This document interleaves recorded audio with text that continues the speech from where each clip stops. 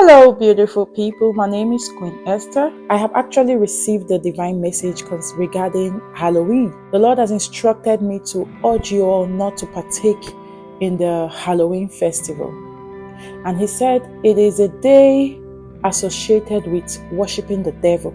Now, remember what the Bible says in 2 Corinthians chapter 6, verse 14. Light and darkness do not have anything in common. The Lord has revealed to me that the devil uses these candies that is being distributed on this day to initiate both children and adults into the spirit of wardom. Yes.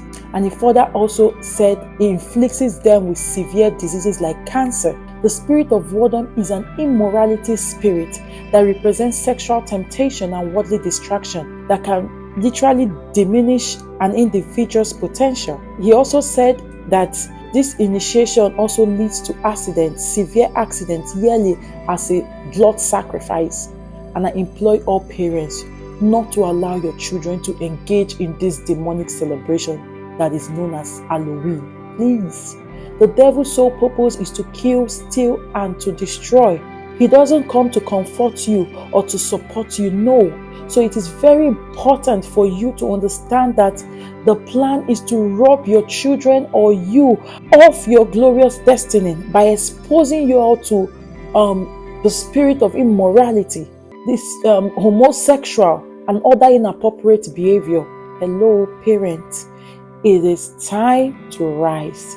Rise up and intercede for your children. Pray for them during this season like never before. Anoint their foreheads with the mark of Christ and the seal of touch not.